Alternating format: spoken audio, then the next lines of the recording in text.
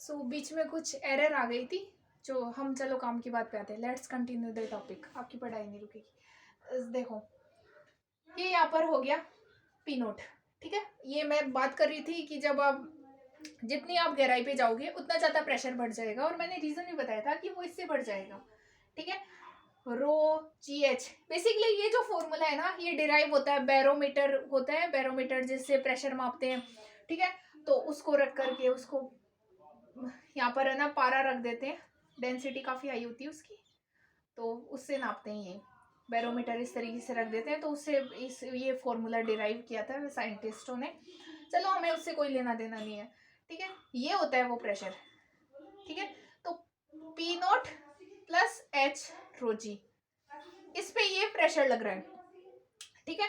अब बोयल लॉ ये कहता है कि भाई जो जब आप टेम्परेचर को कांस्टेंट, क्या इस प्रोसेस में टेम्परेचर चेंज हो रहा है? क्या एक्वेरियम होता है कहीं पर भी उसका टेम्परेचर चेंज होता रहता है?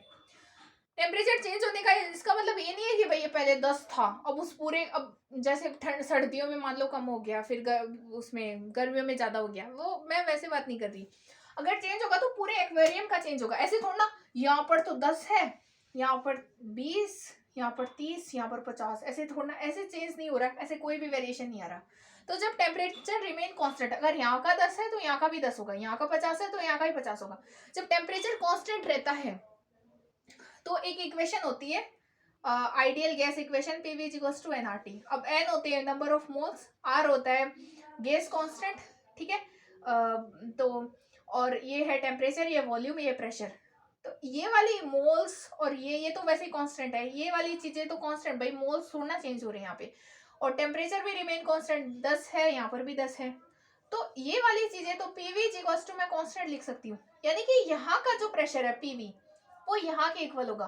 P final V final P initial V initial के इक्वल होगा। P initial V initial is equals to P final V final, ठीक है। ये होना चाहिए। तो यहाँ का प्रेशर ज्यादा है, ज्यादा है ना यहाँ पे भाई, ये एटमॉस्फेरिक प्रेशर लग रहा है, और फिर ये वाटर है ये भी दबा रहे हैं, तो जो सबसे नीचे वाली सरफेस है उस पर ज्यादा फोर्स। बेसिकली आप ये समझो कि जैसे ये बोतल है, इसमें पूरी पानी भरा हुआ है, ठीक है। इस पे इस सरफेस में प्रेशर कम, इसमें सिर्फ एयर ही लगा रही है और कुछ है ही नहीं। अब ये यहाँ पर जो पानी है इसमें एयर भी लगा रही, फिर यहाँ का पानी आ गया, वो लगा रहे, फिर यहाँ पे जाओ तो पानी की अमाउंट ज्यादा बढ़ गई।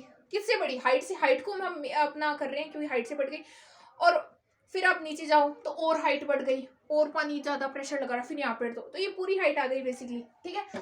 तो नीचे जब मैं सबसे इस नीचे वाली इसकी सरफेस की बात करूं, तल की, बॉटम की, तो यहाँ पर ये हाइट के बराबर प्रेशर और लग रहा है, और पी नॉट तो पहले से लग ही रहा है, एटमोस्फेरिक प्रेशर को कौन रोक सकता है, ठीक है। तो यहाँ का प्रेशर है P not plus row ji H, तो वॉल्यूम ऑब्वियसली कम होगा क्योंकि पीवी का जो मल्टीप्लीकेशन है वो कांस्टेंट है, ठीक है। फिर आप ऊपर जाओ, ये बुलबुला, मतलब आप क्या, बुलबुला अपने आप ऊपर जाएगा बायंसी के कारण। फिर बाद में यहाँ पर देखो, यहाँ पे पी नोट है, तो ऑब्वियसली इसका वी फाइनल है वी इनिशियल है, तो वी फाइनल वी इनिशियल से ज्यादा ही होगा, ठीक है। तो बस, तो यहाँ पर ये टॉपिक एंड हो गया। आई होप कि सरफेस टेंशन आपको बहुत अच्छे से समझ आया होगा, ठीक है। सरफेस टेंशन की रिगार्डिंग और भी 2-4 चीजें हैं। जैसे मैं एक चीज बता देती हूँ कि यहाँ पर ये सोप का बबल है, सोप बबल, ठीक है। क्योंकि सोप बबल में 2 सरफेस है ना, 2 लेयर लगा रही है, और ये आपकी ड्रॉप है, ड्रॉप है, या फिर वाटर बबल भी कर सकते हो। वाटर बबल और ड्रॉप एक ही चीज है ना, है ना। वाटर बबल के अंदर भी बेसिकली क्या है कि आप इस चीज को इस तरीके से, कई बार माइंड एग्जाम में ध्यान नहीं देता, क्योंकि एग्जाम में फॉर्मूले बहुत जल्दी आने चाहिए, इतना सारा थोड़ी ना हमारे पास टाइम है, ठीक है। तो आप इस चीज को ऐसे ध्यान रखो कि अगर एक लेयर है तो P naught minus P in 2t upon R होगा, अगर 2 लेयर है तो P naught minus P in 4t upon R होगा, जैसे सोप बबल के केस में होता है, ठीक है।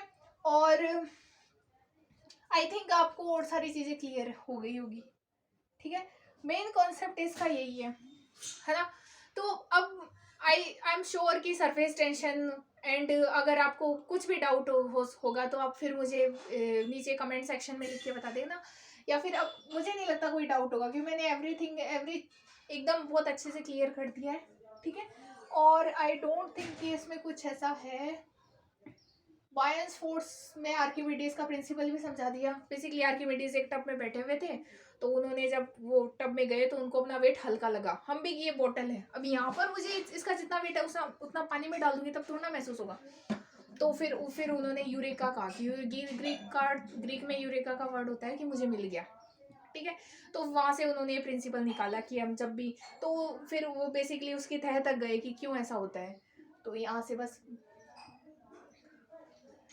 और I don't think, hope you clear.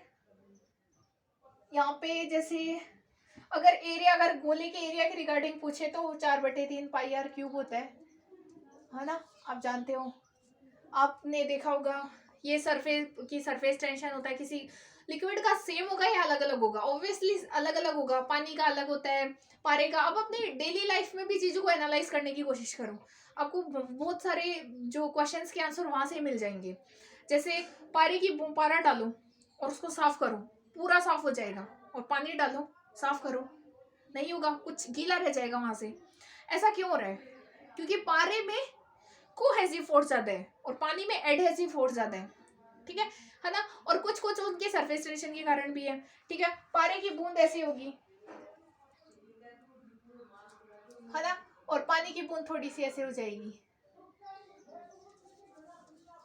ये कांटेक्ट एंगल से ये वाली जो सरफेस है जिस पे रखी हुई है बूंद, ठीक है, जैसे ये बोतल है, इस पे मैंने बूंद डाल दी एक छोटी सी, तो ये सरफेस है, ठीक है, वो बूंद डाल दी, वो जो बूंद है वो कितना एंगल है, ये सॉरी, ये वाला एंगल, ये कांटेक्ट एंगल होता है थीटा। ठीक है, और जैसे इसमें देख लो तो इसमें ये वाला एंगल हो गया थीटा। ठीक है, और मैं यहाँ पे बता देती हूँ, जैसे आपने डाला होगा, कई बार पानी को डालते हो, मैं ये चीज, तो पानी की ना ऐसे लेयर बन जाती है, तो ये वाला लेयर एंगल होगा 90 से कम है ना थीटा, और थीटा 90 से कम है, 90 ज्यादा है थीटा से। ठीक है, अगर आप पारे को डालते हो तो आप ऐसा देखते हो। ठीक है, तो थीटा 90 से ज्यादा है। अगर आप एक सिल्वर का बर्तन लो तो उसमें आप ऐसे देखोगे, यानी कि थीटा क्या है, 90 के बराबर है। ठीक है ना। अब देखो, मुझे नहीं लगता आपके काम आएगा, लेकिन मैं एक फॉर्मूला यहाँ पे बता देती हूँ। जैसे आपको ये वाली कई बार त्रिज्या दी होती है, मतलब ये वाली त्रिज्या तो आपको दी नहीं होती, ये वाली त्रिज्या इसको बोलते हैं रेडियस ऑफ कर्वेचर, आपको ये वाली त्रिज्या दी होती है बेसिकली। जैसे ये उसमें आता है, जैसे बालों जितनी पतली पतली केशनली होती है। ठीक है, आपने कैपिलरी प्रिंसिपल समझा होगा, उसके बारे में बात करूंगी, लेकिन अभी आप समझ लो एग्जाम के पर्पज से, कि जो जैसे पानी होता है ना, पानी में हम जड़ में पानी डालते हैं, लेकिन वो पूरे प्लांट तक ऊपर तक चला जाता है, 130 मीटर की हाइट तक। कौन लेके जाता है? कैपिलरी। ठीक है, किसान लोग क्या करते हैं, ट्रैक्टर चला के बेसिकली कैपिलरी को तोड़ते हैं, ताकि पानी ऐसे हवा में उड़ के ऊपर ना चल जाए कैपिलरी से। ठीक है, दिया होता है, दिए के अंदर आप देखो कि वो रुई जब भिगोते हैं तो छोटे छोटे कैपिलरी की फॉर्म में पानी चल जाता है। ऐसे ही हम वो लेते हैं पेंट करने की ब्रश, उसको डालो तो वो उसमें भी कैपिलरी का सिस्टम काम करता है, जब डालते हो तो ऐसे फैल जाती है वो, और जब बाहर निकालते हो तो ऐसे सिकुड़ जाती है, ताकि वो अपने सरफेस को कम करने की कोशिश करती है। ठीक है, जैसे ब्रश है, ब्रश होती है ना, ये ब्रश है, ये ऐसे ऐसे फैली रहती है, फिर आप जब बाहर निकाल लेते हो इसको तो ये ऐसे ऐसे सिकुड़ जाती है। ठीक है, तो ये सरफेस कम करने की कोशिश कर रही है ना। खैर, मैं तो ये आपको ये थोड़ा सा समझा रही थी उसकी वजह, ताकि आपको अच्छे से क्लियर हो। ठीक है, तो ये उसमें आ सकता है कैपिलरी के अंदर, इसलिए मैं कॉन्टेक्ट एंगल बता रही हूँ थोड़ा सा, है ना। कैपिलरी के अंदर आपके काम आ सकता है। तो कैपिलरी में आपको कैपिलरी की रेडियस दी होती है, बेसिकली रेडियस 0.03 mm ऐसे इस तरीके से रेडियस होती है। ठीक है, तो 2t cos theta upon r रो g, ये होती है h, इसकी हाइट, कितनी हाइट तक पानी गया है। ठीक है, ये फॉर्मूला ऐसे ध्यान रख लेना, इसका मैं आपको वो भी बता दूंगी, बट ये काम का नहीं है। आप ये इसको इस तरीके से, ये जो हाइट होती है 2t cos theta upon r रो जी होती है। ठीक है, अब r जो है वो ये वाली रेडियस है। ठीक है, अगर आपको ये वाली रेडियस दे रखी हो तो आप लिखोगे 2t अपॉन आर रो जी, अगर आपको रेडियस ऑफ कर्वेचर दे रखी हो तो, ठीक है। तो आई थिंक अब तो कॉन्टेक्ट एंगल है, सब क्लियर हो गया होगा।